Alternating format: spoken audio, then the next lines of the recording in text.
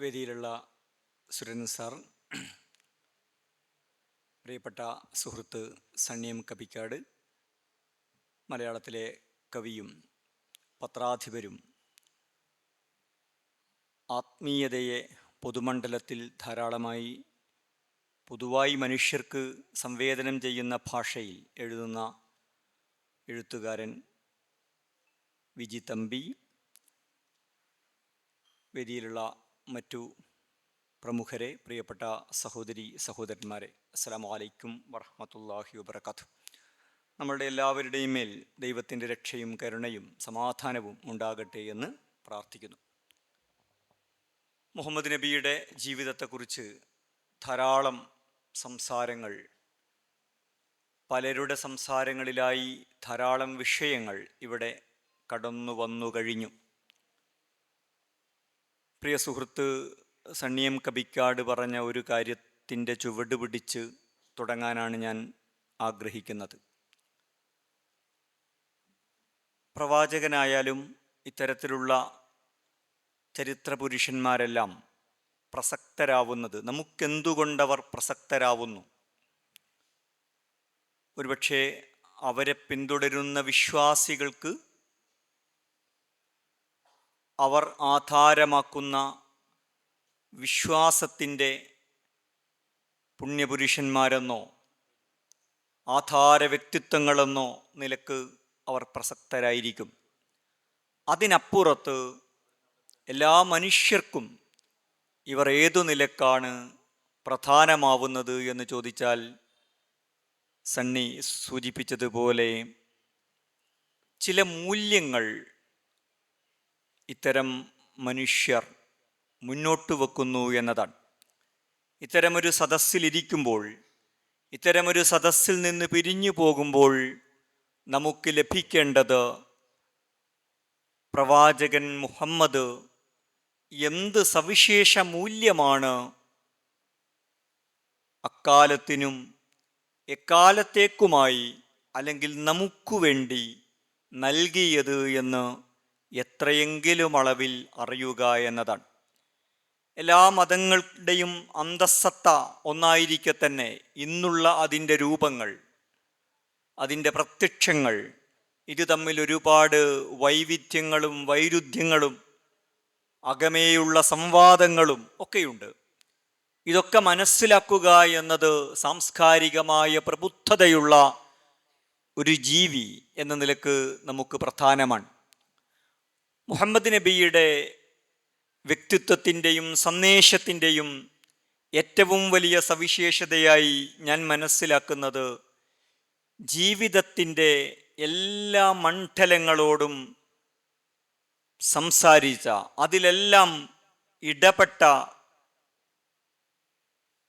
മനുഷ്യനാണ്, പ്രവാചകനാണ് അദ്ദേഹം. ഒരു പ്രവാചകൻ, ഒരു മതവ്യക്തിത്വം എന്ന് പറയുമ്പോൾ പൊതുവെ നമ്മുടെ മനസ്സിലുണ്ടാകുന്ന ഒരു ചിത്രം, നേരത്തെ ജമാഅത്തെ ഇസ്ലാമിയുടെ അമീർ ഇവിടെ സൂചിപ്പിച്ചതുപോലെ പ്രാർത്ഥനകൾ, ആരാധനകൾ, ധ്യാനങ്ങൾ, മനുഷ്യരുടെ ആധ്യാത്മിക ലോകം, ആന്തരിക ലോകത്തെക്കുറിച്ച് മാത്രം സംസാരിക്കുന്ന ഒരാൾ എന്നതായിരിക്കും. മുഹമ്മദ് നബിക്ക് തീർച്ചയായും അങ്ങനെയുള്ളൊരു തലമുണ്ട്. പക്ഷേ മുഹമ്മദ് നബി അങ്ങനെ മാത്രമല്ല.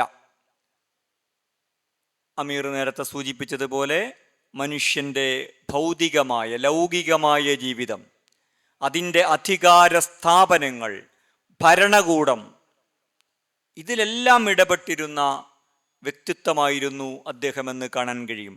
അതിന് എന്തിനാണ് പ്രവാചകൻ അവിടെയെല്ലാം പോയി ഇടപെട്ടത് എന്നതിന് വളരെ ലളിതമായ എന്നാൽ വളരെ ആഴമുള്ള ഒരു ഉത്തരം മാത്രമേ ഉള്ളൂ.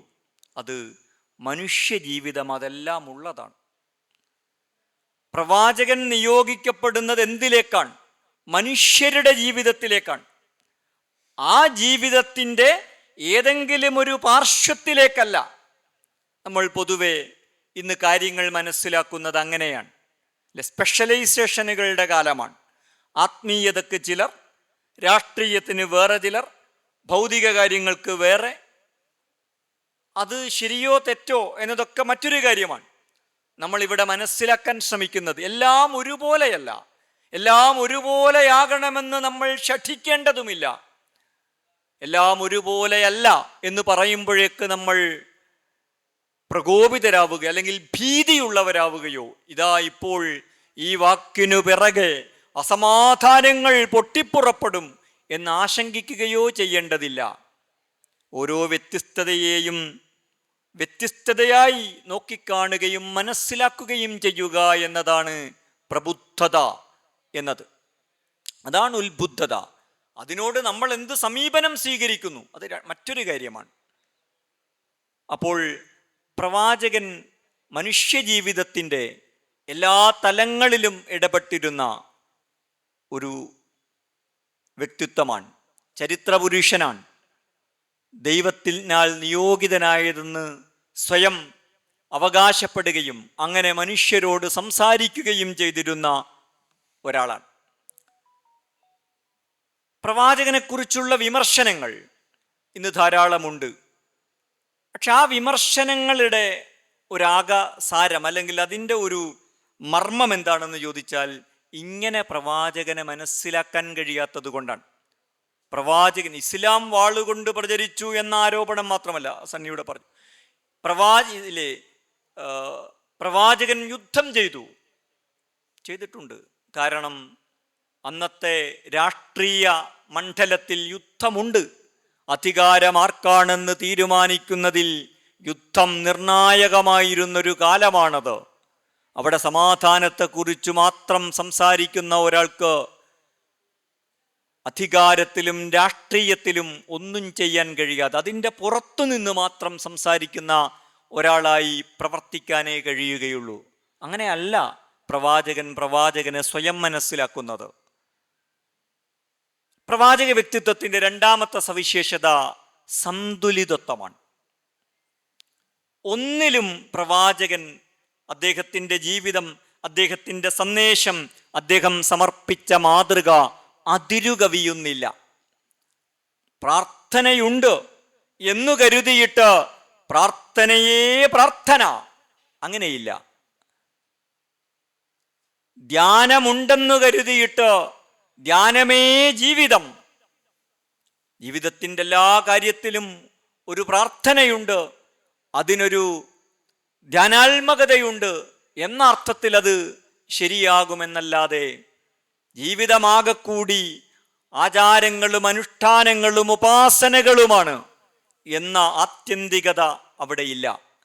ലൗകിക ജീവിതമുക്ത ഉപേക്ഷിച്ച് കാടുകയറുകയോ ഒന്നും ചെയ്യാത്ത ജീവിതത്തിൽ തന്നെ നിലയുറപ്പിക്കുന്ന ആത്മീയതയാണ് പ്രവാചകൻ പഠിപ്പിക്കുന്നത്. മറുഭാഗത്ത് ആത്മീയതയെ നിഷേധിക്കുന്നില്ല. ഇങ്ങനെ ഒരു സന്തുലിതത്വം, എന്തെല്ലാം വൈവിധ്യങ്ങളും വൈരുദ്ധ്യങ്ങളും ലോകത്തുണ്ടോ അതിനെല്ലാം ഇടയിൽ ഒരു ബാലൻസ്, ഒരു ഹാർമണി പ്രവാചകന്റെ സന്ദേശം കൊണ്ടുവരുന്നത് നമുക്ക് കാണുവാൻ സാധിക്കും. അതുകൊണ്ടാണ് പ്രവാചകൻ പള്ളി നിർമ്മിക്കുകയും പ്രാർത്ഥിക്കുകയും പ്രാർത്ഥനയ്ക്ക് നേതൃത്വം നൽകുകയും അതേപോലെ തന്നെ പടവെട്ടുകയും രാഷ്ട്രം സ്ഥാപിക്കുകയും അതിനെ മുന്നോട്ട് നയിക്കുകയും അതിനാവശ്യമായ സ്ട്രാറ്റജികൾ രൂപീകരിക്കുകയും മനുഷ്യൻ്റെ ആധ്യാത്മിക ലോകത്തെക്കുറിച്ച് സംസാരിക്കുകയും എന്നാൽ ഭൗതിക ജീവിതത്തെക്കുറിച്ചും ആലോചിക്കുകയും ഐഹിക ജീവിതത്തെക്കുറിച്ച് അത് നന്നാക്കുവാനുള്ള, ക്ഷേമപൂർണമാക്കാനുള്ള പദ്ധതികൾ മുന്നോട്ട് വെക്കുകയും ഈ ജീവിതത്തിനപ്പുറം മറ്റൊരു ജീവിതമുണ്ടോ എന്ന് പഠിപ്പിക്കുകയും ചെയ്യുന്നത്. ഇതിൻ്റെ ഒരു സന്തുലിതത്വം മനുഷ്യജീവിതത്തിൽ എപ്പോഴും നമ്മൾ കാണുന്നത് ഈ സന്തുലിതത്വമില്ലായ്മയാണ്. ഏതെങ്കിലും ഒന്നിൻ്റെ ആത്യന്തികതകളിലേക്ക് പോവുക എന്നതാണ് പൊതുവെ സാധാരണ മനുഷ്യരുടെ ജീവിതത്തിൽ മാത്രമല്ല ആശയങ്ങളിലും ദർശനങ്ങളിലും പോലും കാണാറുള്ളത്. പ്രവാചകന്റെ സന്ദേശത്തിൻ്റെ സവിശേഷത ഈ സന്തുലിതത്വമാണ്. പ്രവാചകന്റെ പത്നിയുടെ അടുത്ത് ഒരിക്കൽ 3 ശിഷ്യന്മാർ വരുന്നുണ്ട്. എന്നിട്ട് പ്രവാചകന്റെ ജീവിതത്തെക്കുറിച്ച് അവർ ചോദിക്കുന്നുണ്ട്. അവർ ആത്മീയമായ അഭിരുചി ഒരുപക്ഷെ കൂടുതലുള്ളവരായിരിക്കും. പ്രവാചകന്റെ ഉറക്കത്തെക്കുറിച്ച് ചോദിക്കുന്നുണ്ട്. പത്നി അവർക്ക് നൽകുന്ന മറുപടി, പ്രവാചകൻ ഉറങ്ങാറുണ്ട്, രാത്രിയുടെ ഏകാന്തതയിൽ എഴുന്നേറ്റിരുന്നു ദൈവത്തോട് പ്രാർത്ഥിക്കുകയും ചെയ്യാറുണ്ട്. പ്രവാചകന്റെ വൈവാഹികവും ദാമ്പത്യപരവുമായ ജീവിതത്തെക്കുറിച്ച് ചോദിച്ചപ്പോൾ അത് അവർക്കറിയാം. പ്രവാചകൻ വിവാഹിതനാണ്, വിവാഹം കഴിക്കുകയും കുടുംബജീവിതം നയിക്കുകയും എന്നാൽ സദാചാര നിഷ്ഠകൾ പാലിക്കുകയും ചെയ്യുന്നു. പ്രവാചകൻ ഇങ്ങനെ പ്രവാചകന്റെ വ്രതത്തെക്കുറിച്ച് ചോദിക്കുന്നു, പ്രത്യേകിച്ച് ഐച്ഛിക വ്രതത്തെക്കുറിച്ച്. പ്രവാചകൻ വ്രതം എടുക്കുന്ന ദിവസങ്ങളുണ്ട്, എടുക്കാത്ത ദിവസങ്ങളുമുണ്ട്. എന്നാൽ അവർ ശപഥം ചെയ്യുന്നത്, പ്രവാചകൻ ദൈവത്താൽ തിരഞ്ഞെടുക്കപ്പെട്ട പ്രവാചകനാണ്, ഞങ്ങൾ അങ്ങനെയല്ല. 3 പേരും വ്യത്യസ്തങ്ങളായ 3 ശപഥങ്ങൾ എടുക്കുന്നു. ഒരാൾ പറയുന്നു ഞാൻ വിവാഹം കഴിക്കുകയില്ല, മറ്റൊരാൾ പറയുന്നു ഞാൻ രാത്രിയിൽ ഉറങ്ങാതെ ദൈവത്തോട് പ്രാർത്ഥിക്കും, മൂന്നാമത്തെയാൾ ഞാൻ എല്ലാ ദിവസവും ഉപവാസമെടുക്കും, നോമ്പെടുക്കും. ഇതറിഞ്ഞ പ്രവാചകൻ അത് തിരുത്തുകയാണ് ചെയ്യുന്നത്. അപ്പം ഈ ഒരു സന്തുലിതത്വം, പ്രവാചകൻ യുദ്ധം ചെയ്തിട്ടുണ്ട്, അതിനെ നിഷേധിക്കേണ്ട കാര്യമില്ല. പ്രവാചകൻ വിട്ടുവീഴ്ചയും ചെയ്തിട്ടുണ്ട്. പ്രവാചകൻ ആകെ കൂടി യുദ്ധമാണെന്ന് പറയുന്നവരുണ്ട്. അതിന് മറുവാക്കായിട്ട് പ്രവാചകൻ ആകെ കൂടി വിട്ടുവീഴ്ചയാണ് എന്ന് പറയുന്നതും ശരിയല്ല. ഇത് രണ്ടിനെയും എങ്ങനെയാണോ സന്തുലിതമാക്കേണ്ടത്, ഹാർമോണിയസ് ആക്കേണ്ടത്, അതാണ് പ്രവാചകനിൽ നമുക്ക് കാണാൻ കഴിയുക. ഒരുപാടത് വിശദീകരിക്കുന്നില്ല. മൂന്നാമത്തത്, പ്രവാചകൻ മനുഷ്യനാണ് എന്നതാണ്. ആത്മീയ വ്യക്തിത്വങ്ങളെക്കുറിച്ച്, പ്രവാചകന്മാരെക്കുറിച്ച് ലോകത്ത് നിരവധി സങ്കല്പങ്ങളുണ്ട്. ഏത് ശരി ഏത് തെറ്റ് എന്ന സംവാദത്തിലേക്കല്ല ഞാൻ കടക്കുന്നത്. മുഹമ്മദ് നബിയുടെ വ്യക്തിത്വത്തെക്കുറിച്ച് മുഹമ്മദ് നബിയും അദ്ദേഹത്തിന് അവതീർണമായ ഖുർആനും എന്താണ് പറയുന്നത് എന്നത് മനസ്സിലാക്കാൻ, അത് പറയാനുള്ളൊരു ശ്രമമാണ് ഞാൻ നടത്തുന്നത്. ഖുർആൻ തന്നെ പ്രവാചക ശൃംഖലയിലെ പ്രമുഖനായ വ്യക്തിത്വം എന്ന് പറയുന്ന യേശു, ഖുർആൻ ഈസ അലൈഹി നബി എന്ന് പറയുന്ന വ്യക്തിത്വം, അദ്ദേഹത്തെക്കുറിച്ച് യേശുവിൻ്റെ അനുയായികൾ അതിൻ്റെ വേദപുസ്തകങ്ങൾ എന്ന് പറയുന്നത് ദൈവപുത്രനാണ് എന്നാണ്.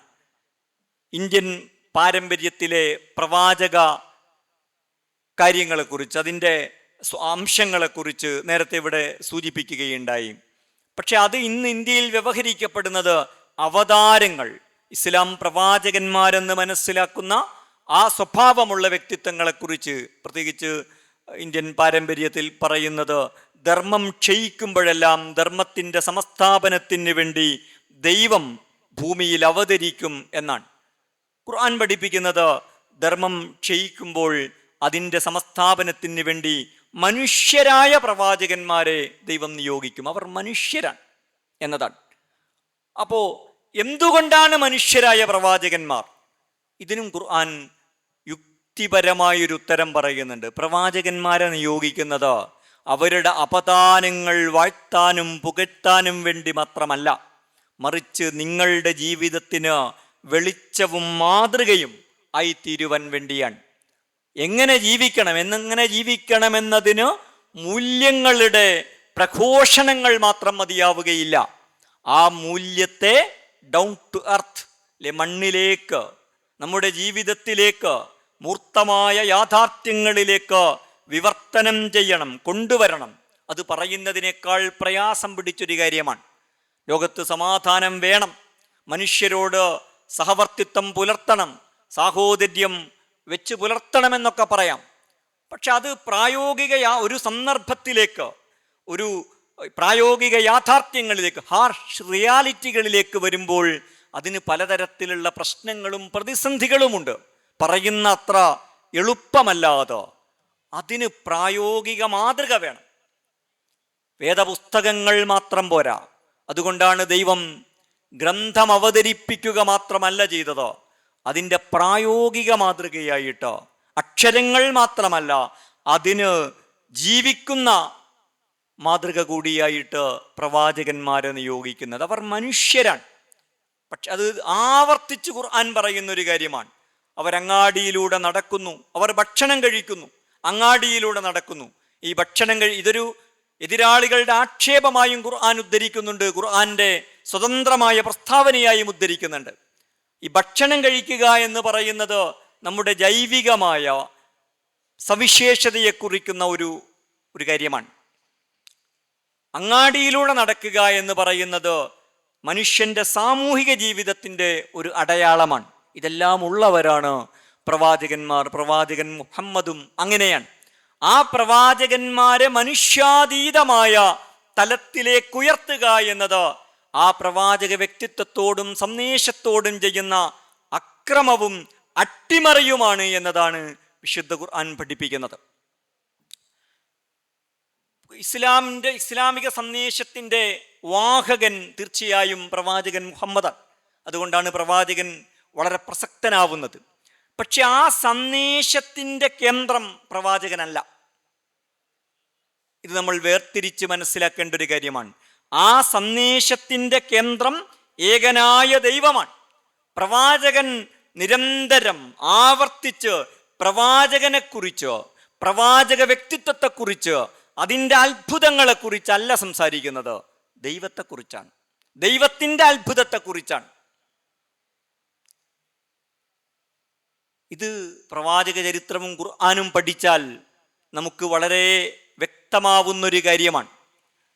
ഒരു മനുഷ്യൻ വന്നിട്ട് ഞാൻ ദൈവത്താൽ നിയുക്തനായ പ്രവാചകനാണ് എന്ന് പറയുന്നു. അങ്ങനെ കുറെ ആളുകൾ അത് അംഗീകരിക്കുന്നു.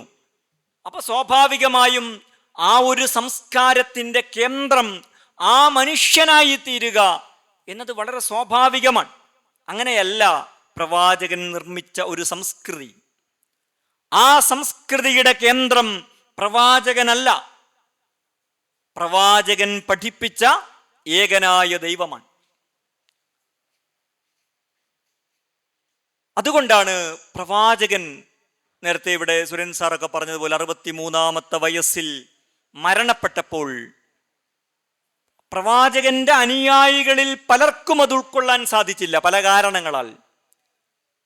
ദൈവത്തിൽ നിന്ന് ദിവ്യ വെളിപാട് നിരന്തരം ലഭിച്ചുകൊണ്ടിരിക്കുന്ന ഒരു അസാധാരണത്വമുള്ള വ്യക്തിത്വം ഇന്നലെ വരെ നമ്മളോടൊപ്പം ഉണ്ടായിട്ട് ഒരു ദിവസം നമ്മളെപ്പോലെ മരിച്ചു പോകുന്നു എന്ന് പറഞ്ഞപ്പോൾ അനുയായികളിലെ വളരെ യുക്തിബോധമുള്ള, വിവേകമുള്ള ആളുകൾ പോലും ഒരു നിമിഷം അടിപതറുകയാണ്. പ്രവാചകന്റെ 2ാമത്തെ ഉത്തരാധികാരിയായ ഖലീഫ ഉമർ, അദ്ദേഹം പ്രവാചകൻ മരിച്ചിട്ടില്ല, അങ്ങനെ ആരെങ്കിലും പറഞ്ഞാൽ അവനെ ഞാൻ കൈകാര്യം ചെയ്യും എന്ന് പറഞ്ഞ് വിവേകം നഷ്ടപ്പെട്ട ഒരാളായി രംഗത്ത് വരികയാണ്. അപ്പോഴാണ് മറ്റൊരനുയായി അബൂബക്കർ സിദ്ദീഖ്, അദ്ദേഹം എഴുന്നേറ്റ് നിന്ന് പറയുന്നത്, നിങ്ങൾ ആരെങ്കിലും മുഹമ്മദിനെയാണ് ആരാധിച്ചതെങ്കിൽ മുഹമ്മദ് മരിച്ചു പോയിരിക്കുന്നു. നിങ്ങൾ ആരെങ്കിലും ഏകനായ ദൈവത്തെയാണ് ആരാധിച്ചതെങ്കിലോ ആ ദൈവം എന്നുമെന്നും ജീവിച്ചിരിക്കുന്നവനാണ്. വിശുദ്ധ ഖുർആനിലെ, പ്രവാചകൻ തന്നെ പഠിപ്പിച്ച ഖുർആനിലെ ഒരു വാക്യം ആ സന്ദർഭത്തിൽ അബൂബക്കർ ഉരുവിടുകയാണ്. മുഹമ്മദ് ഒരു പ്രവാചകൻ മാത്രമാണ്. അതപ്പോൾ പറഞ്ഞതല്ല. കാരണം മുഹമ്മദ് മരിക്കുന്നതിന് മുമ്പ് അവതരിക്കപ്പെട്ട, വർഷങ്ങൾക്ക് മുമ്പ് അവതരിക്കപ്പെട്ട വിശുദ്ധ വേദത്തിലെ ഒരു വാക്യമാണത്. മുഹമ്മദ് ഒരു പ്രവാചകൻ മാത്രമാണ്. അതിനു മുമ്പും പ്രവാചകന്മാരുണ്ടായിട്ടുണ്ട്. മുഹമ്മദ് മരണപ്പെടുകയോ കൊല്ലപ്പെടുകയോ ചെയ്യുകയാണെങ്കിൽ നിങ്ങൾ പിന്തിരിഞ്ഞു പോവുകയാണോ എന്ന്. അവസാനമായിട്ട്, ഇതെല്ലാം ഒരുപക്ഷെ ദൈവശാസ്ത്രപരമാണ്. പ്രവാചകനിൽ നിന്ന് ഇന്നും നമുക്കെല്ലാവർക്കും, ഒരു ആധുനിക ജനാധിപത്യ സമൂഹത്തിന് സ്വീകരിക്കാവുന്ന ഏറ്റവും വലിയ മാതൃക, പ്രവാചകൻ തൻ്റെ നിലപാടുകളിൽ അടിയുറച്ചു നിന്നു. അതിലൊരു വിട്ടുവീഴ്ചയും ചെയ്തില്ല. പല പല സമൂഹങ്ങളോട് പ്രവാചകൻ സംസാരിക്കുന്നുണ്ടോ, സംവാദങ്ങൾ നടത്തുന്നുണ്ടോ. പക്ഷെ അപ്പോഴെല്ലാം അവരെല്ലാം പ്രവാചകനെ അംഗീകരിച്ചവരല്ല. മദീനയിലെ ജൂത സമൂഹത്തിൻ്റെയും ക്രൈസ്തവ സമൂഹത്തിൻ്റെയും പാഗൻ സമൂഹങ്ങളുടെയൊക്കെ ചരിത്രങ്ങൾ ഇവിടെ എൻ്റെ മുമ്പ് സംസാരിച്ച പലരും ഓർമ്മിച്ചു. അവർ പ്രവാചകന്റെ ആ അവകാശവാദത്തെ നിഷേധിച്ചവരാണ്. ഞാൻ ദൈവത്താൽ നിയുക്തനായ പ്രവാചകനാണ് എന്നത് അവർ അംഗീകരിച്ചില്ല. കാരണം അംഗീകരിച്ചാൽ ആ നിമിഷം അവർ പ്രവാചകന്റെ അനുയായികളായിട്ട് മാറും. പിന്നെ അവർ ജൂതരോ ക്രൈസ്തവരോ അല്ല. അവരെ നിഷേധിച്ചു. അവർ പലതരം തർക്കങ്ങൾ ഉന്നയിച്ചു. അതൊക്കെ അതിൽ പലതും വിശുദ്ധ ഖുർആനിൽ തന്നെയുണ്ട്. അപ്പോൾ പ്രവാചകൻ, എന്നാൽ പിന്നെ ഞാൻ പറയുന്നതിൽ എനിക്ക് തന്നെ സംശയമുണ്ട്, അല്ലെങ്കിൽ നമ്മളൊരു ഒരു ഒരു ഒത്തുതീർപ്പിലെത്തുക, ഞാൻ അങ്ങനെ പ്രവാചകനല്ല എന്നൊന്നും പ്രവാചകൻ പറയാൻ പോയിട്ടില്ല. ഞാൻ പ്രവാചകൻ തന്നെയാണ്. ഒന്നാമത്തെ ദിവസം എന്താണോ പ്രവാചകൻ തൻ്റെ പ്രവാചകത്വത്തെക്കുറിച്ച് പറഞ്ഞത്, അതുതന്നെയാണ് എല്ലാ ആശയ സംഘർഷങ്ങളുടെയും സംവാദങ്ങളുടെയും സന്ദർഭങ്ങളിലും പ്രവാചകൻ പറഞ്ഞുകൊണ്ടിരുന്നത്. അത് അംഗീകരിച്ചവരുണ്ട്, അംഗീകരിക്കാത്തവരുണ്ട്. ആദ്യഘട്ടത്തിൽ നിഷേധിച്ചവരുണ്ട്, പിന്നെ അംഗീകരിച്ചവരുണ്ട്. ഒരിക്കലും അംഗീകരിക്കാത്ത വ്യക്തികൾ മാത്രമല്ല, പല പല സമൂഹങ്ങളും അന്ന് ജീവിച്ചിട്ടുണ്ട്. പക്ഷെ അവരോടെല്ലാം പ്രവാചകന്റെ നിലപാടെന്താണ്? നിങ്ങൾക്കും ഞങ്ങൾക്കുമിടയിലെ പൊതുവായി യോജിക്കാൻ കഴിയുന്ന കാര്യങ്ങളിൽ നമുക്ക് യോജിക്കാം. മദീന രാഷ്ട്രത്തെക്കുറിച്ചും മദീന പാക്ട് കരാറിനെക്കുറിച്ചും മദീനയിൽ പ്രവാചകൻ രാഷ്ട്രം നിർമ്മിച്ചതിനെക്കുറിച്ചുമൊക്കെ ഇവിടെ അനുസ്മരിക്കുകയുണ്ടായി. ആ ജൂതന്മാരും ക്രൈസ്തവരും പാഗൻ വിശ്വാസികളും പ്രവാചകന്റെ പ്രവാചകത്വം അംഗീകരിച്ചില്ല. വേണ്ട, നിങ്ങൾ അംഗീകരിക്കേണ്ടതില്ല. എങ്കിലും നമുക്ക് അന്ന് യത്രിബ് എന്ന് പേര് വിളിക്കപ്പെട്ട, പിന്നീട് പ്രവാചകന്റെ പട്ടണം, സിറ്റി ഓഫ് പ്രൊഫറ്റ് എന്ന അർത്ഥത്തിൽ മദീന, മദീനത്തുൻ നബി എന്ന് പുനർനാമകരണം ചെയ്യപ്പെട്ട ആ നാടിൻ്റെ പുനർനിർമ്മിതിക്ക് വേണ്ടി നമുക്ക് നിങ്ങൾക്കും ഞങ്ങൾക്കും യോജിക്കാൻ കഴിയുന്ന പോയിന്റുകളിൽ യോജിച്ച് പ്രവർത്തിക്കാം. നജ്റാനിൽ നിന്ന് വന്ന ക്രൈസ്തവരോടും പ്രവാചകൻ പറഞ്ഞത് അതുതന്നെയാണ്. അവരുമായി വലിയ സംവാദങ്ങൾ നടത്തുന്നുണ്ട്. ആ സംവാദങ്ങളിൽ പ്രവാചകൻ ഒരു വിട്ടുവീഴ്ചയും ചെയ്യുന്നില്ല. നിങ്ങളുടെ ദൈവശാസ്ത്രത്തിന് അബദ്ധങ്ങളുണ്ടെന്ന് ആവർത്തിച്ചു പറയുന്നു. സംവാദങ്ങൾ നടക്കുന്നു. പക്ഷേ പോകുമ്പോൾ സഹവർത്തിത്വത്തിൻ്റെ സാമൂഹികവും രാഷ്ട്രീയവുമായ ഭൗതികമായ, ഇത് തീർത്തും ഒരർത്ഥത്തിൽ ഭൗതികമാണ്. പ്രവാചകനെ സംബന്ധിച്ചിടത്തോളം അത് പ്രവാചകന്റെ പ്രവാചകത്വത്തിൻ്റെയും ആത്മീയതയുടെയും ഭാഗമായിരിക്കെ തന്നെ മറ്റൊരർത്ഥത്തിൽ, മറ്റൊരു തലത്തിൽ, മറ്റൊരാളുടെ നോട്ടപ്പാടിൽ അത് തീർത്തും ഭൗതികമാണ്. അതിനൊരു ആധ്യാത്മികതയുമില്ല എന്നൊരാൾക്ക് വേണമെങ്കിൽ വായിക്കാം. അതിൻ്റെ ഫലങ്ങളെല്ലാം ഭൗതികമാണ്, രാഷ്ട്രീയമാണ്. അങ്ങനെയുള്ള കരാറുകളിൽ ഏർപ്പെടുന്നു. ഞങ്ങളും നിങ്ങളും ആധ്യാത്മികമായി ദൈവശാസ്ത്രപരമായി വ്യത്യസ്തരായിരിക്കെ തന്നെ അതിൽ നിങ്ങളും ഒരു വിട്ടുവീഴ്ചയും ചെയ്യുന്നില്ല, ഞങ്ങളും വിട്ടുവീഴ്ച ചെയ്യുന്നില്ല. അങ്ങനെ ആയിരിക്കെ തന്നെ നമുക്ക് സഹവർത്തിത്വത്തിൻ്റെ കരാറുകളിൽ ഏർപ്പെടാം. അതാണ് പ്രവാചക മാതൃക. ഇന്ന് സഹവർത്തിത്വത്തെക്കുറിച്ച് നമ്മളുടെ ഒരു ബോധം എന്താണ്? മതത്തിന് സാമൂഹികവും രാഷ്ട്രീയവുമായ പ്രസക്തി കൂടിയുണ്ടോ എന്ന് പറഞ്ഞാൽ നിങ്ങൾ മതരാഷ്ട്രവാദികൾ, തീവ്രവാദികൾ, ഭീകരവാദികൾ, അങ്ങനെയുള്ള എല്ലാമാണ്. പിന്നെ നിങ്ങൾ എത്ര നല്ലത് ചെയ്യുന്നവരാണെങ്കിലും, നിങ്ങളുടെ പ്രവർത്തനങ്ങളിൽ എന്തെന്തു നന്മകളുണ്ടെങ്കിലും നിങ്ങളുമായി സഹകരണം സാധ്യമല്ല. നിങ്ങളും ഞങ്ങളും ഒന്നിച്ചോ ഒന്നും പ്രവർത്തിക്കാൻ കഴിയില്ല. അല്ല കൂട്ടരെ, നിങ്ങൾ പറയുന്നതൊക്കെ ഞങ്ങൾ അംഗീകരിക്കുന്നുണ്ടോ? അതുകൊണ്ടല്ലേ നമ്മൾ വ്യത്യസ്തരായിരിക്കുന്നത്. വ്യത്യസ്തരായിരിക്കുമ്പോഴും ആ വ്യത്യസ്തതകളിൽ ഉറച്ചു നിൽക്കുമ്പോഴും എങ്ങനെ സഹവർത്തിക്കാം എന്നതിൻ്റെ പേരല്ലേ സഹവർത്തിത്വം എന്ന് പറയുന്നത്. ഈ രാജ്യത്ത് മുസ്ലിങ്ങൾക്ക് മാത്രമല്ല പല മതവിശ്വാസികൾക്കും വന്ദേ മാതരം പാടുന്നതിനോട് ദൈവശാസ്ത്രപരമായ വിയോജിപ്പുണ്ട്. ആ വിയോജിപ്പ് ആരോ നാട്ടിലെന്തോ കുഴപ്പമുണ്ടാക്കാൻ, കാര്യങ്ങൾ കുട്ടിച്ചോറാക്കാൻ ഉണ്ടാക്കിയെടുക്കുന്നതല്ല. അത് ദൈവശാസ്ത്രപരമായ വിയോജിപ്പാണ്. അവരാ വിശ്വാസത്തിൽ വിശ്വസിക്കുന്നിടത്തോളം അവർക്ക് ആ വിയോജിപ്പുണ്ടായിരിക്കും. അങ്ങനെ പലതരം ദൈവശാസ്ത്രങ്ങളും അത്തരം പരസ്പര വിയോജിപ്പുകളുമൊക്കെ ഉള്ളതാണ് നമ്മുടെ സമൂഹം. പക്ഷേ നിങ്ങൾ ഇന്ത്യക്കാരാകണമെങ്കിൽ ഞങ്ങൾ ശരിയെന്ന്, ഞങ്ങൾ ദൈവികമെന്ന് വിശ്വസിക്കുന്നത് നിങ്ങളും ദൈവികമെന്ന് വിശ്വസിച്ചേറ്റുപാടണം. എങ്കിലേ ഈ രാജ്യം രാജ്യമായ അഖണ്ഡമായി ഉദ്ഗതിതമായി നിലനിൽക്കുകയുള്ളൂ എന്ന ശാഠ്യത്തിന് എന്തർത്ഥമാണുള്ളത്? അവിടെയാണ് വ്യത്യസ്തമായൊരു മാതൃക പ്രവാചകൻ നമുക്കെല്ലാവർക്കും കാണിച്ചു തരുന്നത്. പ്രവാചകനിൽ വിശ്വസിക്കുന്നവർക്ക് മാത്രമല്ല, വിശ്വസിക്കാത്തവർക്കും. ഞങ്ങളുടെ ദൈവത്തിൽ വിശ്വസിക്കാതിരിക്കുമ്പോഴും നിങ്ങൾക്കും ഞങ്ങൾക്കും അഭിപ്രായ വ്യത്യാസമില്ലാത്ത കാര്യങ്ങളിൽ ഒരുമിച്ച് നിന്നുകൊണ്ട്, അങ്ങനെ ഒരുമിച്ച് നിൽക്കാൻ ഞങ്ങളുടെ വിശ്വാസം നിങ്ങൾ അംഗീകരിക്കുകയോ നിങ്ങളുടെ വിശ്വാസത്തിൽ നിങ്ങൾ എന്തെങ്കിലും വിട്ടുവീഴ്ച ചെയ്യുകയോ ചെയ്യേണ്ടതില്ല. അത് മാറ്റിപ്പറയേണ്ടതില്ല. ദൈവം പലതാണെന്ന് നിങ്ങൾ സമ്മതിക്കുകയോ മുഹമ്മദ് നബി നബിയല്ലെന്ന് നിങ്ങൾ പറയുകയോ ഒന്നും ചെയ്യേണ്ടതില്ല. ഇനി യേശുവിനെക്കുറിച്ചും കൃഷ്ണനെക്കുറിച്ചും ബുദ്ധനെക്കുറിച്ചും ഇനി മാർക്സിനെക്കുറിച്ചുമൊക്കെ വ്യത്യസ്തങ്ങളായ നിരവധി ആശയപരമായ കാഴ്ചപ്പാടുകൾ നമുക്കിടയിലുണ്ട്. അതെല്ലാം നിലനിർത്തിക്കൊണ്ട് ഞാൻ ആവർത്തിച്ചു പറയുന്നു, നമ്മളുടെ സഹവർത്തിത്വങ്ങളുടെ എല്ലാം സ്വഭാവം ഒരു ഷാഢ്യമാണ്.